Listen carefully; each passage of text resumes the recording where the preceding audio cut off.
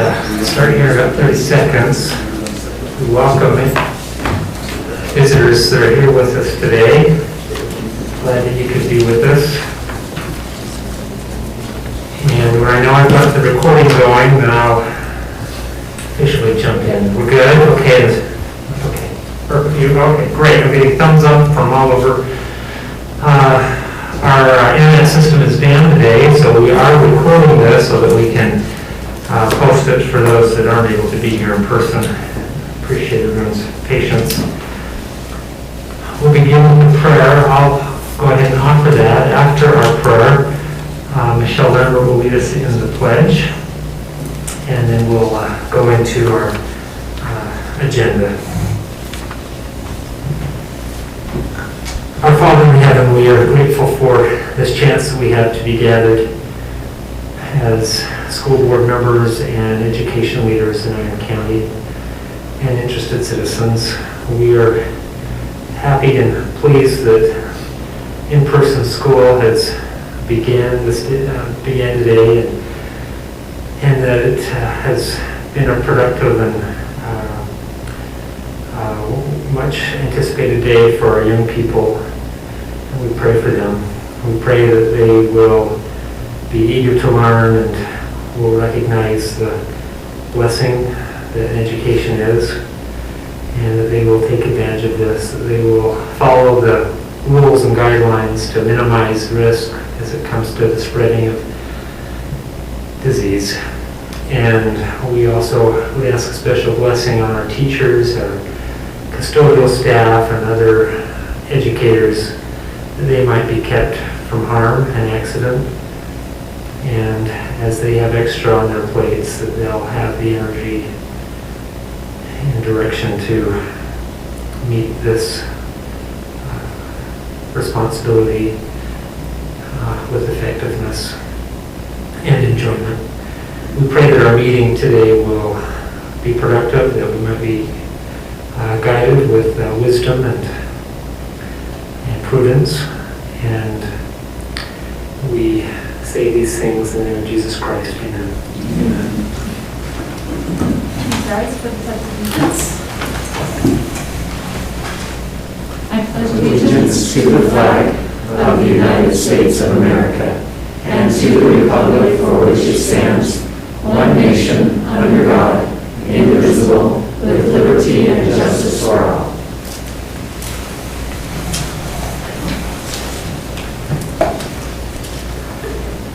The board has received in its packet minutes from a couple of meetings, and we should probably approve those each individually, and would welcome that at this time. So we have the June, did we not approve the June meeting last month, Monica? Okay, I figured that's why we had those in our agenda packet. We also have a special hearing where we approved the budget, and then the July meeting. So those are the three meetings we need to approve minutes for. I move we approve the minutes from the budget hearing. I'll second that. It's been moved and seconded that we approve the minutes from our budget hearing. Is there any further discussion? On favor, say aye. Aye. Any opposed, nay. Go ahead. Anyone? Just making sure you're done with that. Yeah. Okay. I'll move we approve the minutes from our June meeting. I'll second it. It's been moved and seconded that we approve the minutes from our June 2020 meeting. Is there any further discussion? I actually had just one change. In the meeting, we had talked about I had initially said a retreat, but we later changed the language to be more of a planning meeting. And so I just thought it would be good, since we did make a point of wanting to call it something other than a retreat, that was in June. We had and it was it was kind of preparation for the July planning meeting. But yeah, it's in the June minutes. So just change that to planning session. Yeah, there was a heading that said board retreat, and we had Well, I some. think that's because that's what the agenda item was Yeah, that's probably true. Okay, Yeah. I can change it. Okay, thanks, Monica. So that would be the one more change I have, if the board's okay with that. All in favor? Any other further discussion? All in favor, say aye. Aye. Any opposed, say nay. And I would move that we approve the minutes from our July meeting. I'll second. It's been moved and seconded that we approve the minutes from the July meeting. Is there any further discussion? All in favor, say aye. Aye. Any opposed, say nay.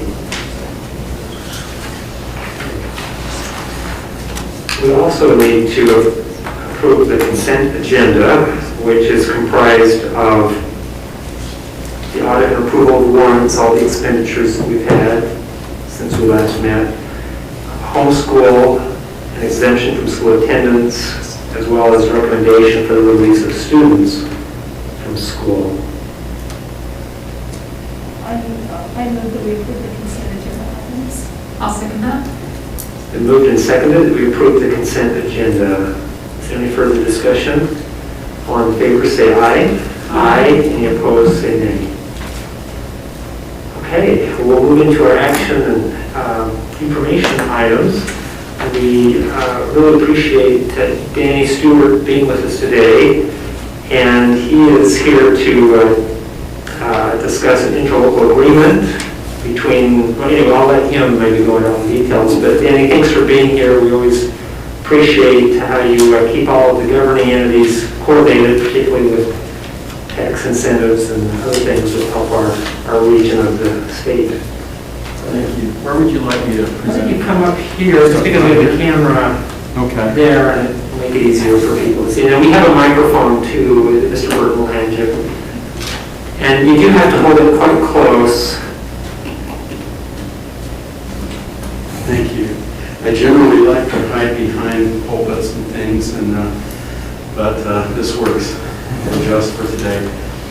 Superintendent, board members, staff, thanks for welcoming me on your agenda today. The item that I'm bringing before you is request for the school district to participate in an interlocal agreement as a taxing entity in Iron County for a local incentive for a company here in Cedar City. This is a project that started several years ago. Actually, we started this process several years ago. We created a project area where this could happen, the Coal Creek Community Reinvestment Area. It's off of North Main Street and Coal Creek in that area of town. And started in motion to create a local incentive for the Decor Works Company, which is part of Rainbow Sign and Banner, which is remodeled that old bus depot building on North Main Street. Generally, we do this before that happens. We had some issues with Cedar City's policy on the creation of local incentives. At the time, the policy that was in place was really specific to large-scale manufacturing companies. There wasn't much else we could do for smaller companies. My Economic Development Committee, which includes President Allen, members from the other taxing entities, elected officials from the city and the county, we hired Economic Development Corporation of Utah. We're a member of that organization, so they came in as a consultant and they helped us create a new matrix to create local incentives that apply to other types of development besides the large local manufacturers. It's a long process. We appreciate the patience of Mr. Dancy and Decor Works in seeing us through this process. It was very long, but it actually helped us create a tool that helps us moving forward to be able to address these things more quickly and more uniformly in the future. Whether it's a large manufacturer or a smaller company, whether it's a company that's being recruited from outside the area to come here, or the retention of an existing company that wants to expand potentially. I think that most of you know that Decor Works business is coast-to-coast type business. They do the decor for interior retail shopping, like Arden store here is one of their projects.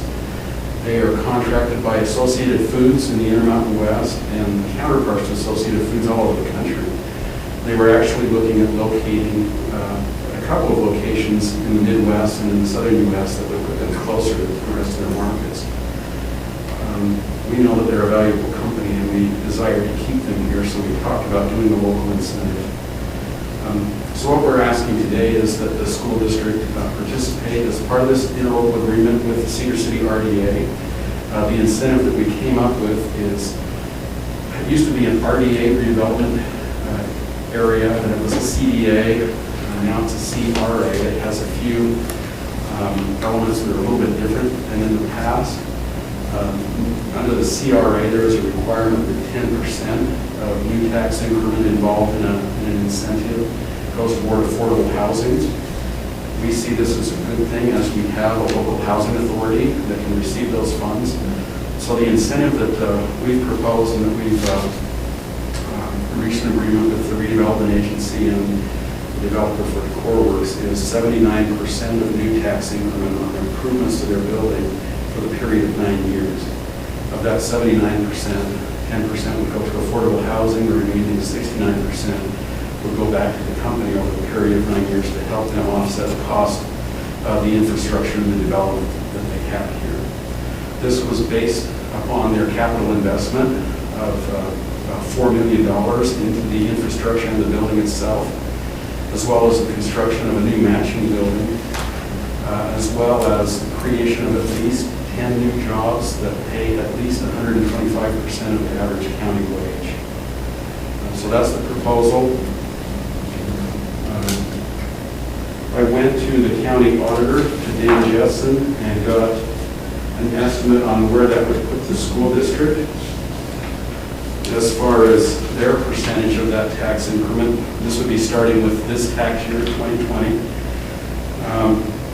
And the school district's portion of that new incentive would be approximately $9,400 per year for the 9-year period for that incentive. The company has to maintain those new jobs. They have to continue doing what they're doing in that building right now. I think that answers most questions. Are there any other questions from you? So then you said 9-year term, Yes, 9,000 a year, approximately $9,400. that we're not going to get anyway. It wouldn't have come without that. It's new increment above and beyond the value. This isn't the loss of the district, this is something we participate in Right. for the end result. Right. So there's two things that come from this. One is the incentive to help the company come here, and the second is after that period of 9 years, that new increment will come back to the taxing entities. So there's a period It's of a good wait. program, it's brought a lot of businesses to town. It's good, and it's a nice post-performance thing. It's not cash up front as a carrot. It's something that businesses need to perform to be able to receive that incentive as a refund. They have to pay those taxes, and then they'll get a refund back for that. It's been a nice, and part of that has been the renovation of the new space that they've renovated, and it's been a nice addition to the street. It has been a nice thing. If, you forget 3 years ago what that building looked like. I'm glad I have photos of it because you take it for granted what a nice improvement that is. And there is potential for more development on that property from the Danzys in the future. Once they get up and running, there's potential for some other development on the property. So anyway, again, this is after the fact a little bit, but acting in good faith of the negotiations that we had when they were considering whether to move their state in Cedar City. So you're needing action from the board. Yeah, the action from the board is participation in this interlocal agreement to surrender that portion of new tax agreement for that period of time. Any more questions for Danny? I'd welcome a motion. I would move that we enter into an interlocal agreement between Cedar City Redevelopment Agency and Iron County School District for the E-Core Works project within the Coal Creek Community Reinvestment Project area. I'll second. It's been moved and seconded that we go into an interlocal agreement with Cedar City Redevelopment and Iron County School District for the Core Works with the Nicole Creek Community Reinvestment Project. Is there any further discussion? All in favor, say aye. Aye. Any opposed, say nay. That passes. Have you been to the other governing boards, county and city yet? This is the last The last meeting. one, It's so- been unanimous among all of the other entities, so we're grateful for your participation in this to help these types of. Thanks for your great work, Danny. It's a pleasure to, over the years, to see a number of these projects come to fruition, so. And I'd love to come back at your convenience, if you'd ever like an update on some of the other projects that are going on in the community. There's some exciting things that have been happening even during this odd 2020. There's some really exciting things happening, so. That would be nice, yeah. Thank you. Okay, thank you.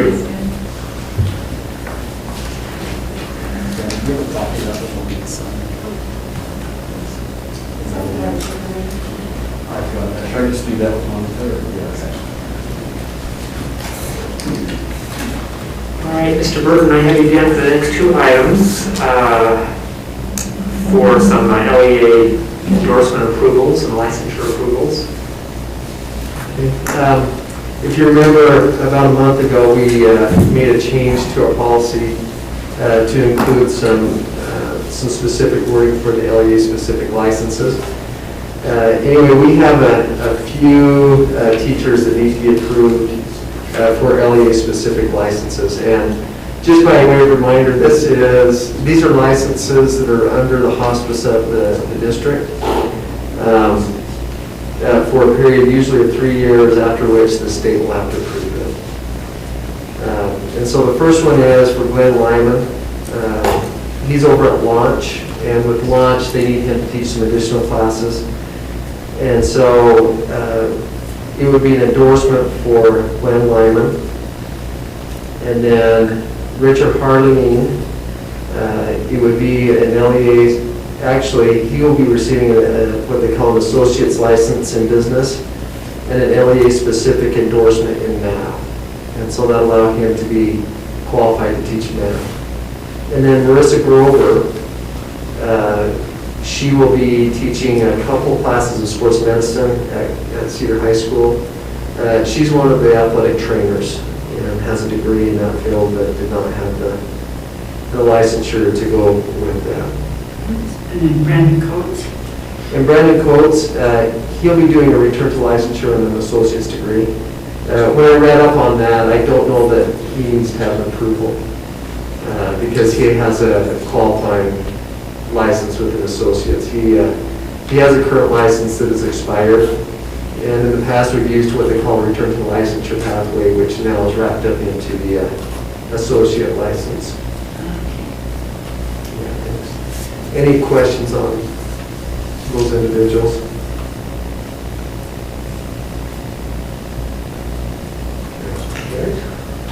Okay. Do we have to do them individually, or? I think you could do them all at once, Yeah. like we do with those that we hire. Okay, I move we approve the specific licensure for, LEA-specific licensure for Richard Carline, Brandon Coates, Marissa Grover, and Glenn Lyman. I'll second that. It's been moved and seconded that we approve an LEA-specific endorsement for Glenn Lyman, Richard Harline, Brandon Coates, and Marissa Grover. Is there any further discussion?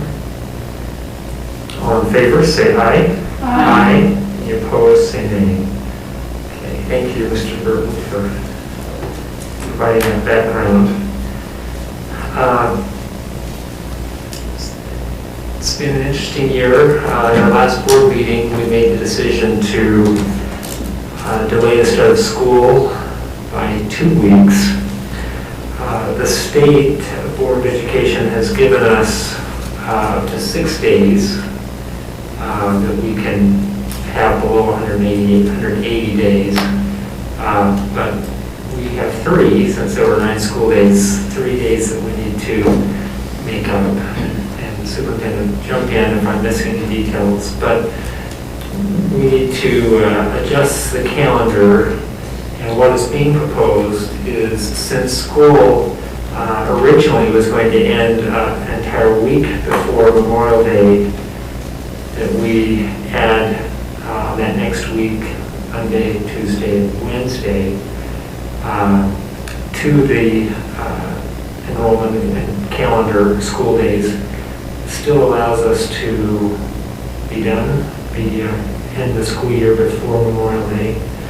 And if you've been on the board a while, there's nothing like the calendar to stir up concern. And this really, in my opinion, this seems to be, you're not messing with maybe plans, whether it's spring break or Christmas holiday or fall break. This seemed to be the least invasive and disruptive for families. And so that's a little background on what we need to approve, and we need to update the current calendar to include 3 additional days, and if, assuming we're all in support, adding those at the end of the school year. So the last day of school is what? Wednesday. Let's see, I'll The get you. 26th of May. Now, graduation will stay the same, which is that Thursday? Previous Thursday. Previous Thursday. How do the teachers feel about losing that many days of instruction? Well, Are they happy about it? every day matters, but I think they really appreciated having time to prepare for students returning and a lot of uncertainty on if there's enough changes to instruction, but also if we have to go back to online, it just gave time to really prepare and be confident. Right. And I can't speak for all teachers, but I think that, again, as we mentioned in our previous session, our teachers have appreciated that time, knowing what they could be facing in the months ahead and going back to remote or blended or a combination of both, or in and out, and having students that are quarantined and needing to facilitate their learning. So it's just going to be a weird and different year, and I think they appreciate the time to prepare for whatever that's going to bring. Well, I move we adjusted the calendar for closing school 3 days later, included on May 26th, 2021. I'll second that. Thank you, Dale and Michelle. It's been moved and seconded that we approve an adjusted calendar that will end on May 26th of 2021. Is there any further discussion? All in favor, say aye. Aye. Any opposed, say nay. And that passes with approval. Okay. Shannon, appreciate your work, and this upcoming presentation on goals for the coming year. We'll turn the time over to you. Thank you, President Allen, appreciate that. As you remember, last month we went through these goals, just the draft of the goals, and got your input as to how you would like to see them perhaps tweaked or changed, if at all. And if you'll notice, we've condensed things a bit. We feel like it's really important that we continue with the same kind of goals that we've had that are aligned with our strategic plan. So with the first one, with professionalism and collaboration, that we continue to support our schools and our teams in the work that they're doing in order to facilitate learning and in order to have critical conversations about kids and their learning. And that's proven successful over the last, especially 7 years or so. And so we would like to just see that continue and to be able to support our teachers in that collaboration time. Secondly, in regards to student achievement in social and emotional learning, as you remember, we added that social and emotional learning component last year when we developed our strategic plan and committed to attending to the needs of our students in regards to their social learning as well as their academic learning. So within the context of that learning, we will increase the percentage of student growth in mathematics, literacy, and science proficiency as measured by common formative assessments, grades pre-K through 12, and that data will be collected using data tools like Mastery Connect, PowerSchool, Canvas, all of the tools that our teachers have at their disposal in order to measure student progress and growth. And then we will continue to increase the integration of Iron's Essential 8 skills in all core content areas, pre-K through 12. And evidence of integration will be identified and reported through Mastery Connect, and they've been doing that since last year. And will continue to do that for this coming year. And if you remember, the Iron Essential 8 are those essential skills they sometimes refer to as soft skills. So resilience and collaboration and those kinds of things. And then social emotional learning within our district, the MTSS framework and strategic plan, and to increase student social emotional learning capabilities in grades pre-K through 12. And as I visited with Kevin, who oversees these processes, we were cut short by COVID-19 and being able to assess that progress within each one of our teams in each one of our schools. So we will pick that up where we left off last spring and continue to measure our positive behavior intervention skills and how those are in programs, processes, and then be able to report that through the SET assessment. Kevin, is there anything you would like to say about that? No, I just think it goes through the whole process pretty well. It's a good indicator on where schools are. So. It measures implementation of PBIS in our schools. And that really is a critical first component to ensuring that we're meeting the needs of our kids socially and emotionally. So I appreciate Kevin's time and his work on that within our schools. And if everything works out this year, we'll be able to give you the data at the end of the year as to what that looks like. Then finally, educator effectiveness. And we've been measuring that by each school choosing a high leverage, effective teaching strategy to work on within their schools each year. And this year we felt that it was important to change that up just a little bit, knowing what we're asking our teachers to do with blended learning and remote learning and learning the Canvas tools and tweaking PowerSchool so it meets the standards-based grading reporting requirements as well. So that's what we would like to concentrate on, is supporting our teachers and our administrators in regards to that. So the SMART goal for this year, we would propose, is that we will continue to increase the level of expertise and preparation for all those who monitor educator effectiveness during the 2021 school year by providing monthly instruction for our certified instructional leaders targeted at strengthening relationships using the Arbinger method. And so we'll have a training for our principals every month during their regular principals meeting. And it really is a method, and Steve, you should be the one describing this, you're our Arbinger expert. We know that it's going to take a tremendous amount of attending to the culture of our schools and making sure that we are in tune with our teachers and making sure that we're addressing their needs so that they can address the needs of our students. So we feel it's really important, rather than just concentrating on the data, the hard data of science, math, and literacy, that we're looking at whether we're meeting the needs of our teachers and our schools culturally, so that that data can show what it needs to show. So Steve, you want to just give them a short little description of what Arbinger is? Sure.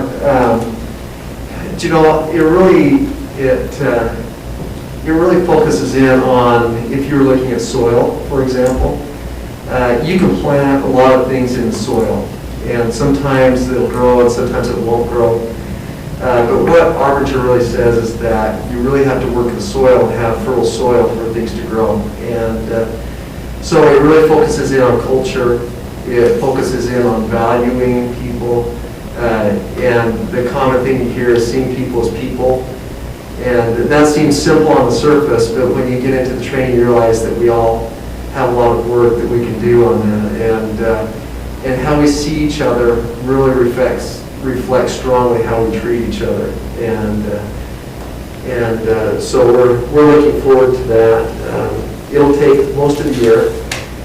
I've gone through the training along with Jeanette and Roy, so we all are certified to be able to teach that. It hinges on, if you're familiar with the literature, leadership and self-deception, the anatomy of peace, and outward mindset.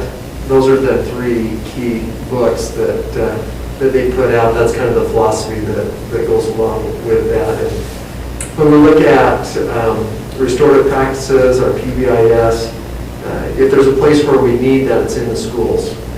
How we see our kids, how we interact with our students, how we develop those relationships are key to helping students to learn. It's the key to helping our teachers, our employees, our custodians, TAs, helping them feel valued and finding purpose. And so we're hopeful that it'll be a benefit to each individual. It's not something you force on people.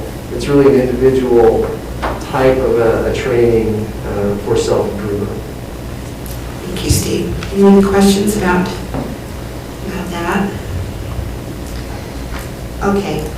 And then we will increase the level of student cognitive engagement and responsibility for learning in all our classrooms by at least 10% as a result of each school choosing a high-leverage, evidence-based instructional strategy on which to focus. So excuse me, that should have been taken out. So delete number 2. We decided that number 1 was what we wanted to concentrate on. I printed off the wrong draft, sorry guys. Everything else has been right so far. So under SMART goals, it'll just be number 1. And then, based on your input from last month, the board strategic plan focus, you decided that community connections would be critical. And we agree, especially during these difficult times that are so interesting. So, based on your input, we would like to implement a monthly Friday forum platform to increase communication, engagement, and trust. And we'll be meeting as a Cabinet Plus team in September and putting that format together. And I'll report back next month as to what that's going to look like. And we would like the topics, and this was brought up in our last Cabinet meeting, to be tied to your suggestion about the learning posts that we are putting on our website. So based on our community input and those the learning posts, we'd like those to govern our topics for those forums, as well as anything that the board might want to address at that time. So do we all understand what that forum would look like? Electronic, right? It would be electronic and virtual, and it would be a matter of us participating virtually, whoever the key players are, to whatever the subject is, and we would invite those critical players. And then we would have somebody like Corey or Karen. Oh, she just stepped out. Oh, she stepped out. Yeah. And I just briefly visited with Karen. She'll be a part of our meeting in September. There she is. She's Did you hear me? frog in her throat. Shannon, the one that you sent us was correct. It has the item number 2 is the 2 lines, but. Oh, So okay. it was, the one What you you sent said us is correct. Oh, awesome. I printed the wrong one. Here. All right. So, anyway, we will work with Karen, who's our community connections person, and she'll probably moderate those. She'll watch the chat questions as they come in, and then deliver those questions to the participants, and then we'll answer those questions. And I don't know what the rest of the board thinks, but I'd suggest that we have a board member, not they're going to be the expert, but I just think it's valuable to have a board member or 2. We can have more than 2, but just to be there, to observe, maybe make a few comments, but I think just seeing the input coming in, it kind of gives us the heartbeat of what families are thinking about and creates that tie. I think one of the reasons we wanted to have this community connection is for the board as well as the district. Is that accurate? Am I summarizing kind of what we talked about last month? And that would be great, and I think that helps to show that we are talking the same language, we are on the same page, and we all are working toward the same goal, whether it be district leaders, board, or whatever that might be. So I appreciate that. So we can rotate, you get a rotation. Sure. So we give everyone a chance. So September's meeting will come with a format for what that'll look like, and a proposal for at least our first few, what the subjects might be. All right. Okay. Exciting. Any questions? Any suggested revisions to those goals? Just an observation, Friday night at the delegate assembly, I think that's Representative Brad Wilson referenced the book Atomic Habits, which is a great book, but he said, you know, based on what we know, we should spend less time setting goals and more time designing systems. And I love these goals because they utilize the systems that are in place and are focused on improving those systems. And what we're talking about with community connections is also systems related. And I think that having those effective systems in place are what make those goals happen. So I applaud you. I think this is a great set of goals. So. Thank you. We've got a great team, so I appreciate your input as well. I move that we approve the 2020 to 2021 Iron County School District goals. I'll second. It's been moved and seconded that we approve the goals for 2020 through 2021. Is there any further discussion? All in favor, say aye. Aye. Any opposed, say nay. Thank you. Okay. Todd, I know you're not necessarily listed as this, but would you maybe talk us through the ratification we need to take with Sundance Learning Group? You bet. So in our last meeting, we asked you to approve the removal of the cap on the Harmony Education and MyTech High agreements that we had so that we could accommodate Iron County students who wanted to go with an online option for school this coming year, as well as bring in some students from outside the district who are looking for options, you know, to go online there. Subsequent to that meeting, we found, well, we knew going in that MyTech High and Harmony Education are long-term options really for people if they want online education that's very personalized. You know, they develop their own pathway to whatever it is that they're looking for in their educational career. But they were the best options that we had at the time, and so that's what we chose for our online option. Subsequent to that, we found that there were some issues in the contracts with the parents weren't super excited about, in that sometimes they had to return some money to, not just return some money because they never really had it, but pay some money to MyTech High if their students dropped out of those programs prior to completing a full year of curriculum. Parents also, while they were looking into it, found that it is a long-term type program rather than a short-term thing. And a lot of parents were looking for short-term solutions in regards to the pandemic and what happens if we're out of this in December or something like that type of thing. So it was actually MyTech High that brought this other potential solution to us. The Sundance Learning Group provides I guess it's a system of curriculum called Spark, am I stating that correctly? That is overseen by certified teachers, qualified teachers, and it was much less expensive for us to get into and to provide to students who wanted more of a short-term, you know, quarter or semester worth of online education. That being said, we needed to get that up and running so that people could start registering for that. Again, these are still Iron County students. We will still get all of the budget allocation for those students, all the WPU. However, instead of paying MyTech High or Harmony 85% of that to provide those services, this is a $1,500 per student seat, basically, per year solution. So it's less than half the cost of MyTech High or Harmony. Now, they don't have as many options in regards to curriculum, but all of the core classes are included. They can take their elective courses at their boundary schools or find some other online option for that if they would like to. But it was a good solution that MyTech High actually introduced to us and helped us arrange with the Sundance Learning Group. I had to go ahead and sign the agreement. We weren't sure how many students we'd have there, so I wasn't sure if I was even going to have to bring it to the board. But as of about a week ago, we get that email from Tim Marriott. We had 49 students signed up, and that brought it to an amount that was enough that we needed to bring that to the board and have that agreement ratified. So that's what we're asking, is that you'll ratify that agreement so that we can continue to provide those services to those students who've chosen to go on line temporarily through the pandemic.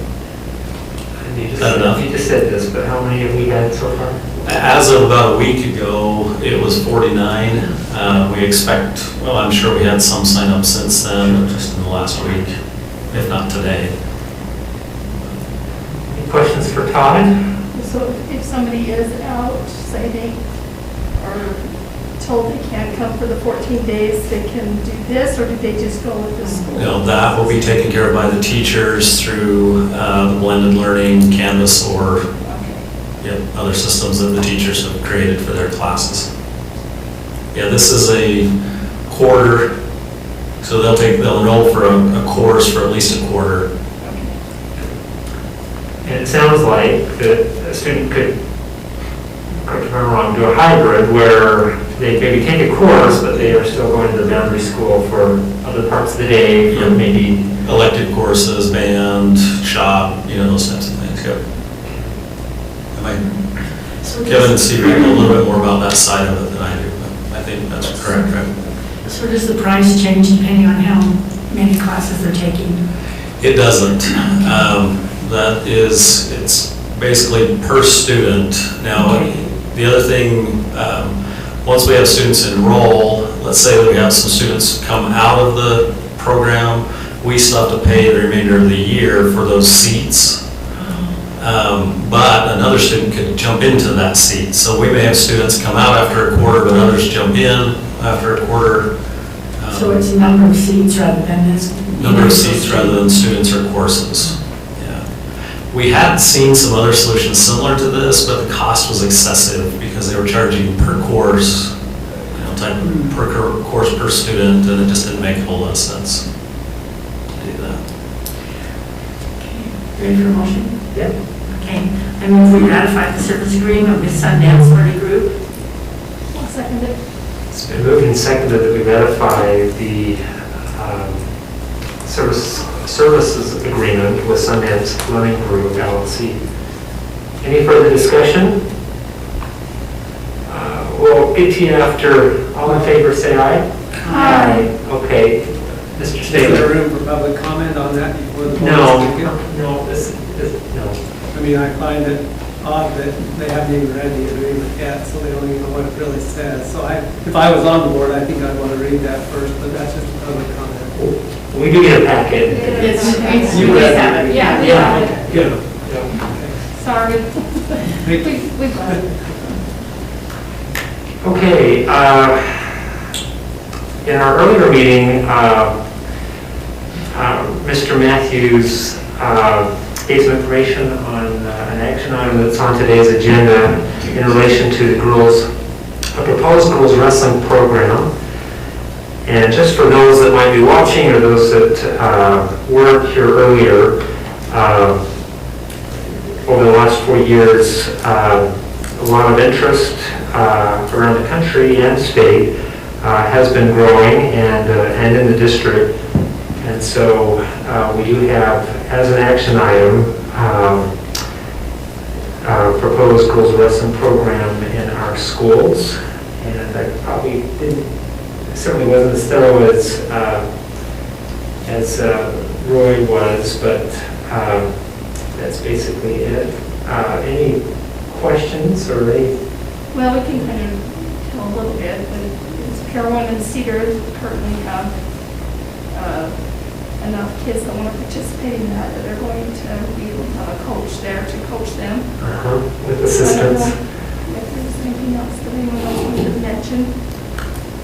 Certainly, I mean, we'll see how many, it will continue to grow, but certainly in Region 9, a lot of schools. For Parowan, probably have fewer schools initially, but certainly the interest in our local schools for girls wrestling. Basically, we'd rather have them wrestling each other than with the guys. That's the bottom line. Yeah, that is, good point, Marion. Well, I would move that we approve girls wrestling program in our county school district in our schools. I'll second. It's been moved and seconded that we approve girls wrestling. Any further discussion? All in favor, say aye. Aye. Any opposed, say nay. And that passes. Okay, Michelle, could I have you take item 8? Yeah, you bet. This is something that came up in our, well, we discussed it a little bit in our last meeting. It came up in the reopening committee that I served on. So we discussed employee morale and things we could do to help support our teachers and staff. And it's kind of almost a joke, but how about changing the dress code so they could wear jeans? And so we've obviously, I was a little excited about something we could do to help morale that doesn't cost any money because we don't have any extra of that this year, but, well, we never had any extra, right? But anyway, in talking a little bit about it, we discussed maybe just having already we have Spirit Fridays or something, we have Fridays when we can wear jeans. Talked about maybe just having Wednesday be a day, a midweek day, obviously still following dress code standards, no, as Marianne mentioned in the last meeting, like no ribs, tears, still professional dress, but just an opportunity to kind of, I don't know, just acknowledge our appreciation and our recognition for the unusual circumstances that we're in right now and something that might give just a little bit of a boost. I don't know, in mentioning it to Stephen, he said maybe we could call it Wonderful Wednesdays. My daughter said maybe Worn Out Wednesdays would be a better. But our hope sincerely was that it's just a way of saying, hey, you know, we're with you and whatever we can do to make life a little bit easier right now. So that's the context. Thoughts from administration, board members? I think it would be appreciated. And again, it goes along with what we're trying to do culturally to make sure that we're attending to the well-being of our educators as well as our kids. And they do quite appreciate those opportunities to wear Levi's. And it's early out as well as late start. And when we've done this previously in order to fundraise or whatever, that's the day that we've chosen to. And I think it would be appreciated. I think the only dilemma we have is with Heroin, whereas Heroin Elementary, Wednesday is their dress-up day. Oh, yeah. The girls dress in dresses, but when we've done that before, we've just allowed Heroin to choose another day of the week for them to recognize that. So maybe help me or whomever, but we're not necessarily wanting to change our policy, and so how do we do this in a way that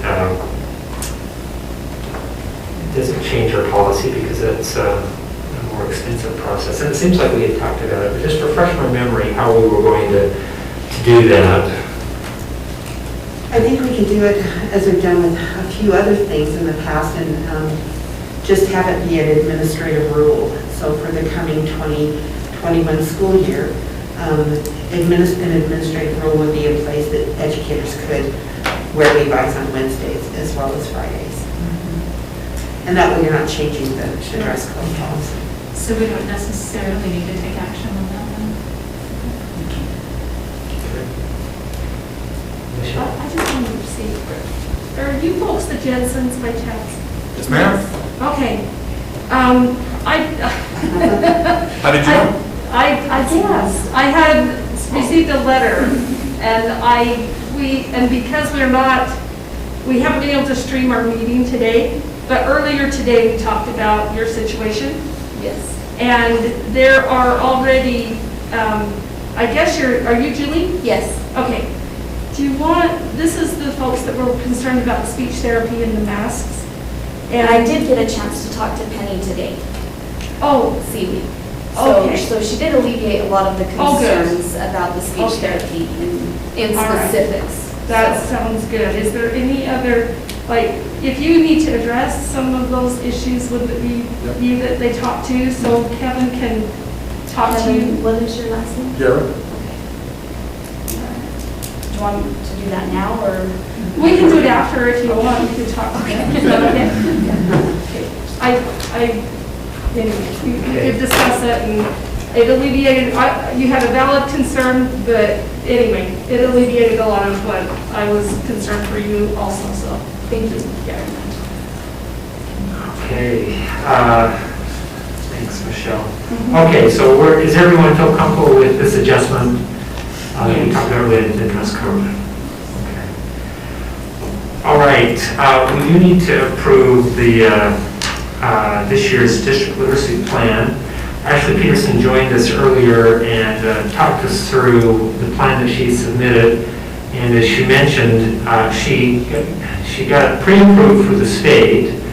And what that did is sometimes we approve a plan and then there's maybe a small change that's needed when it gets to the state, and then we have to come back and approve it, sometimes several times. And so one of the things they're recommending to districts is get the approval from the state first so that it just comes to the board once. But anyway, I think an area of distinction for the district is our literacy effort and how well we do with our young people. And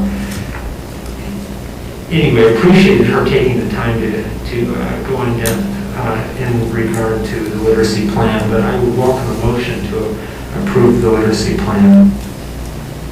I move we approve the 2020-2021 district literacy plan. I'll second that. There's a motion and a second to approve the 2020-2021 district literacy plan. Is there any further discussion? All in favor, say aye. Aye. Any opposed, say nay. That passes.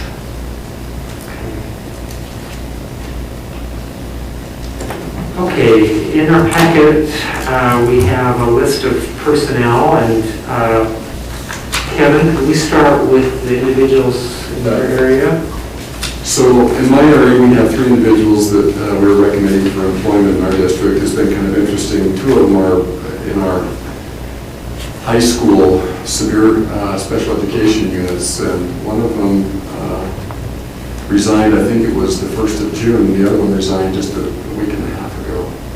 And so we've kind of scrambled to find people. I think we found some great people to take over those programs and help us move forward. So, and also a nurse that we're, because of the things that we're going through, we felt like adding a nurse would be helpful to our students and our schools in helping us move forward that way. So our first person is Carrie Abeda, who has worked for the health department, worked for home health. She's been a nurse for quite a few years, and so we'd like to recommend her as one of our new full-time nurses. Canyon High School is a severe teacher, Kaylee Green. Kay has just finished up her master's in special education, so she's not new to teaching, but new to special education. So we've got Jessica Bullock working with her as a mentor.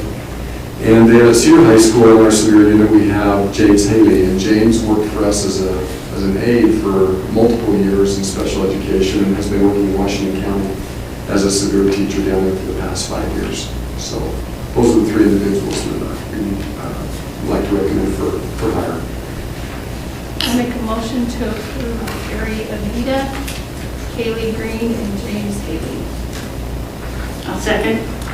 We have a motion to approve the hire of Carrie Abeda, Kaylee Green, and James Haley. Any further discussion? I was just going to ask, with the new nurse, I know it's much needed. How do we find the resources, or? Well, and Todd can probably answer that better than me, but the CARES Act, is that what it's called? It has money in there. I'll let you go ahead and tell them where that's going to come from. So, yeah, we received an allocation of money from the CARES Act. It's called the ESSER funds, and we have the ability to spend those funds over the next 3 years.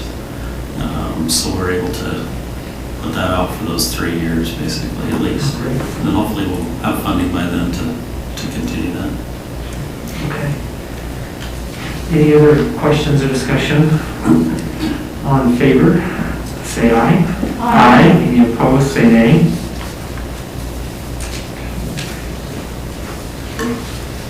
And then Tara, are you doing Roy's? Yeah. Okay.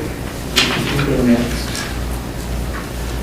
So we don't have a lot of questions because I don't know much about this, but on the secondary education side of things, there are several teachers that we need to present for approval today. First, at Cedar High is a full-time CTE, computer science and programming teacher, Stephen Leach. Also at Cedar High, a full-time science teacher, Travis Wood. At Canyon View High, a full-time visual arts teacher, Randy Seeley. At Cedar Middle School, a full-time science teacher, Michelle Giles. At Cedar High, a part-time science teacher, Sue Ellen Esplin. At Canyon View High, a part-time science teacher, Jamie Riley. At Cedar High, a full-time language arts teacher, and this is a one-year-only position for Carrie Bush. And also at Cedar High School, a part-time sports medicine teacher, Marissa Grover.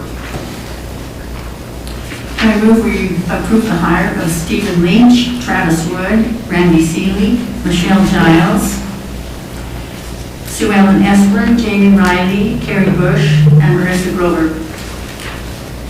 I'll second that. It's been moved and seconded that we approve the hire as presented for these individuals. Is there any further discussion? I did have one question, and it's not going to be difficult to answer. I noticed that we've had, well, I'll just ask generically, someone that's taught in the district and then they leave, do they go through that 3-year or 3 to 5 year process where they can be released? The provisional status. Yeah, thank you. I couldn't do that. Sure. Yes. Okay. Any other questions or discussion? All in favor, say aye. Aye. Any opposed, say nay.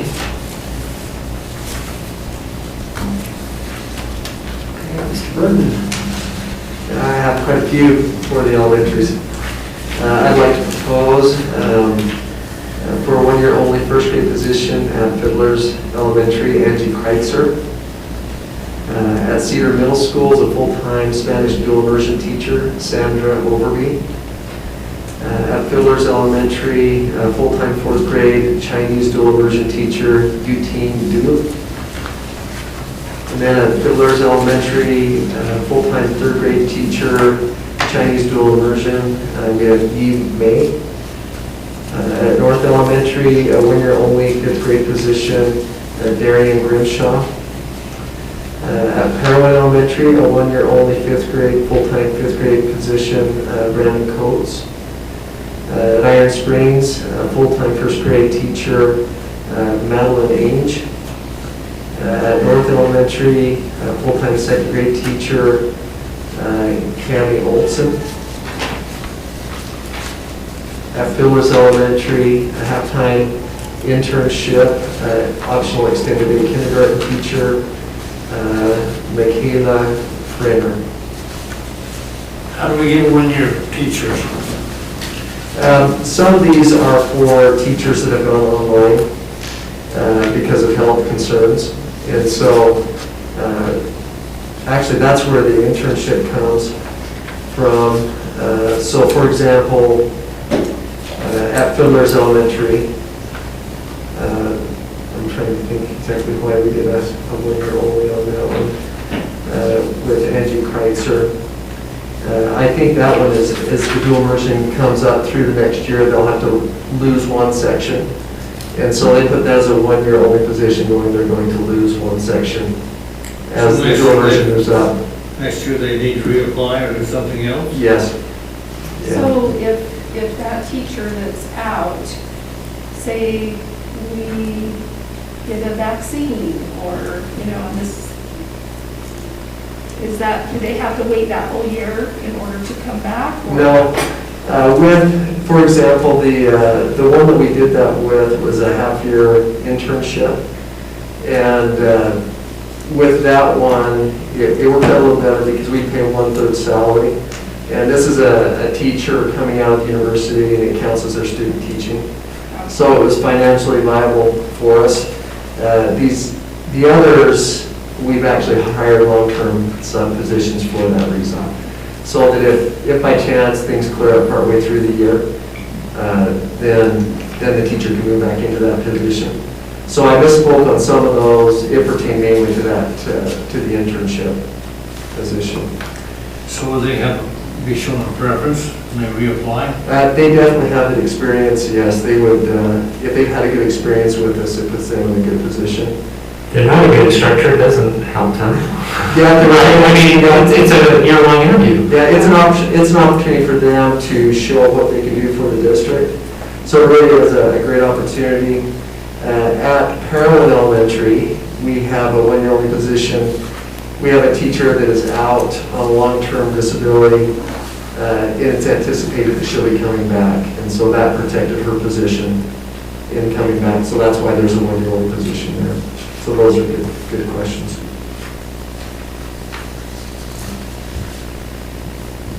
All right, I move we approve the hire of Angie Kreitzer, Sandra Overby, Yuting Du, Yi Mei, Darian Grimshaw, Brandon Coates, Madeline Ainge, Cami Olson, and Michaela Kramer.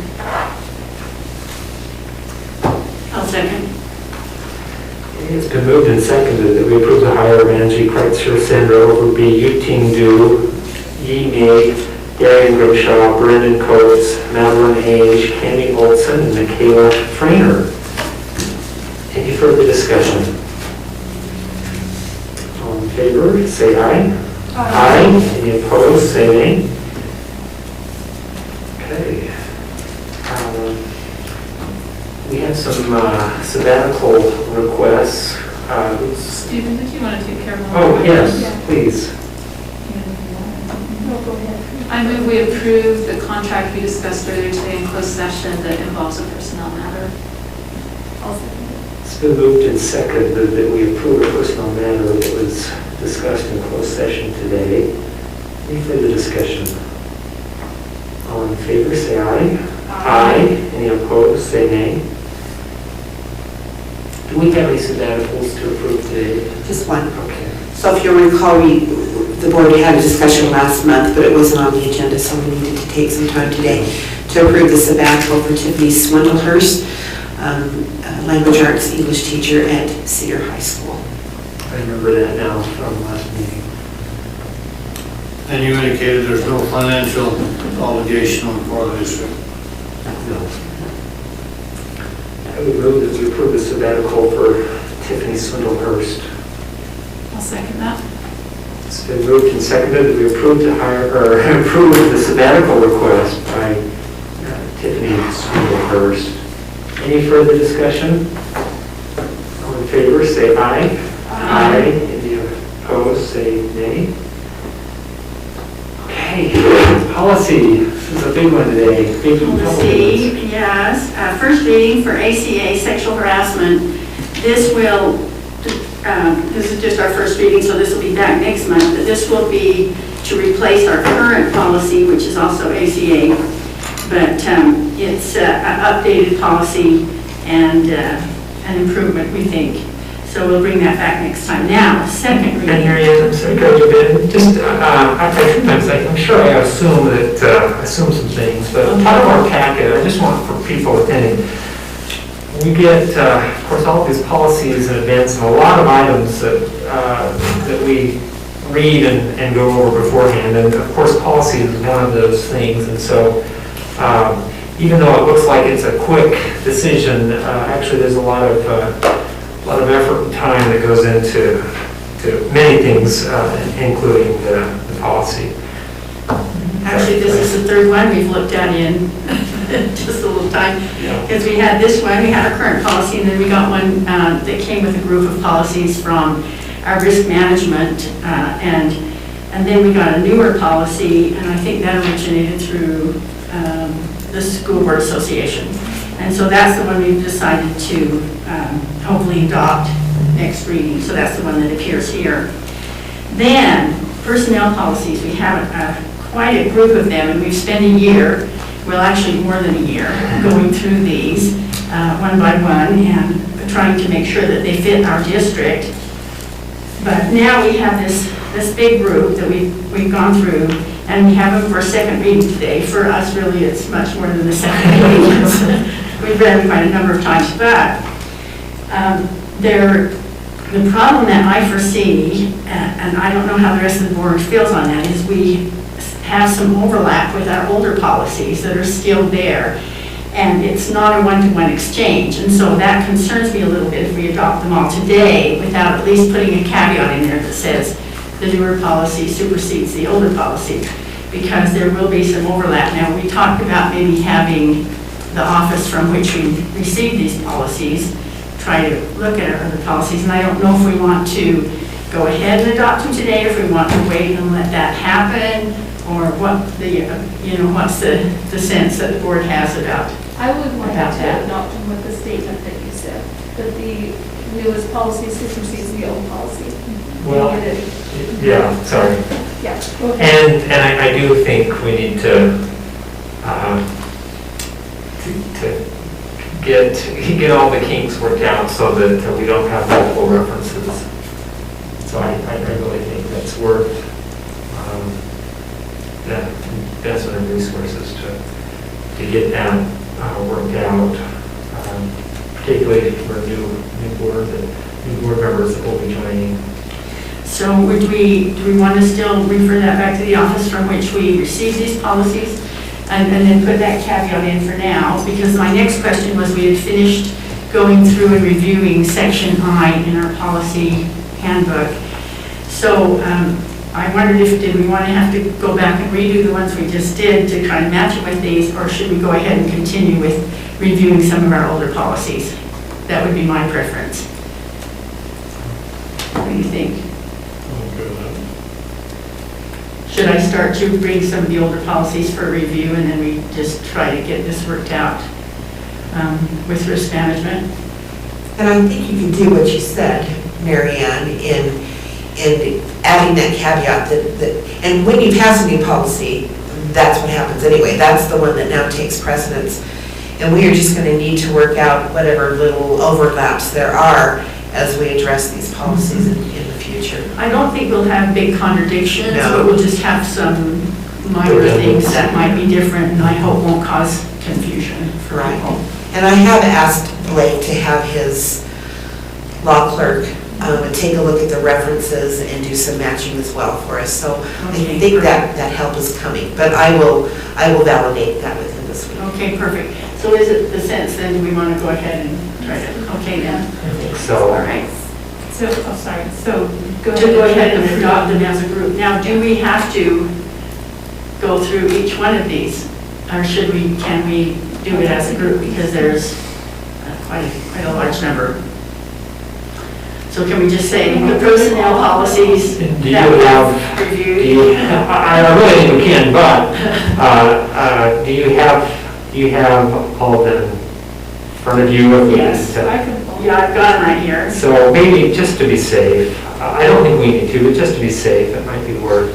Okay, I have to open each one because they're so abbreviated on my screen, but, okay, the first one is the non-discrimination policy. Sure, list them, you just want me to list them and then we'll do them. Yeah. Bullying, cyberbullying, hazing, retaliation, and abusive conduct. Employee background checks. Contract and non-contract employment, no implied contract rights. Bus driver schedules and pay policy. Contract and non-contract employment, provisional, continuing, and probationary contracts. Employment objectives, scope of employment. General statement of policy, sexual harassment. So this one will be Supersede. replaced. Employment standards of conduct, assignments. Employment requirements and restrictions, access to school records.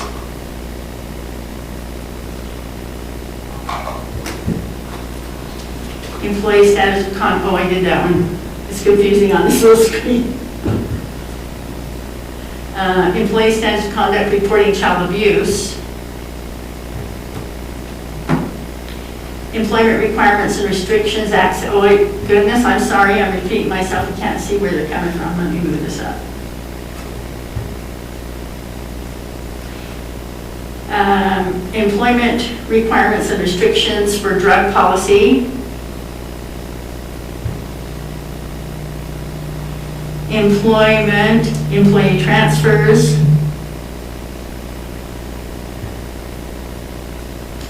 Employment requirements and restrictions, physical examination and communicable diseases. Evaluation of personnel. Grievance procedures.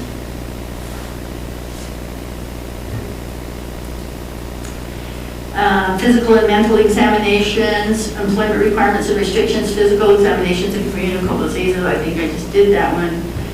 I can't make it move up anymore, so. Evaluations of personnel.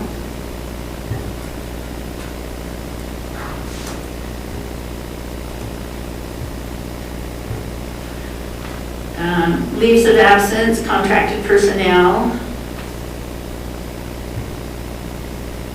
Insurance. Legal defense of employees. Mediation of contract negotiations. Orderly school termination for employees. Protected health information privacy. Provision of reasonable workplace accommodations to qualified individuals with disabilities. Reduction in workforce. Remediation of deficiencies. Reemployment of reemployment of retired employees. Termination for unsatisfactory performance, procedural due process. The form to report sexual harassment. And school employee suggestion program. I gotta make sure. I was just going through these with you, Mary Ann. Did I miss any? Did you do disclosure of personnel health information? No. No. I think you missed that one and possibly. Just a second. I think you did that one. School employee suggestions program. Yeah. Yeah. I think you got them. Wow. Okay, well, that's kind of a miracle, actually, so. It's a lot of policies. Okay. Do we have a motion, or was that a motion? No, but Okay. I move we adopt the policies that we just reviewed with the caveat that any newer policy supersedes the older policy. I'll second that.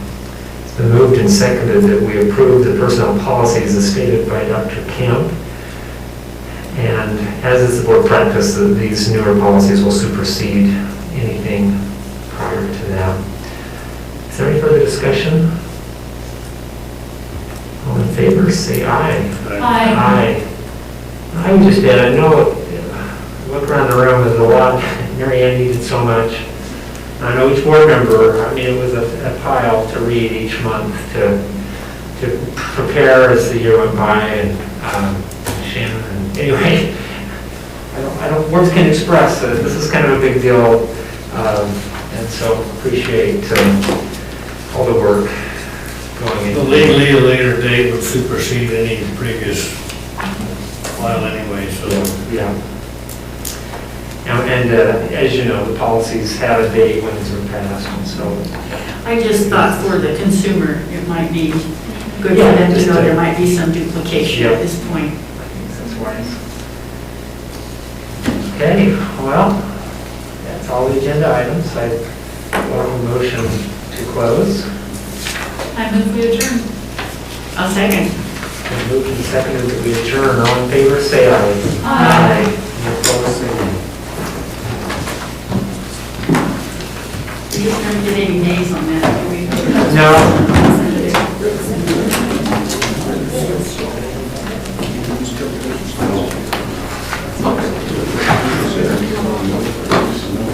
That's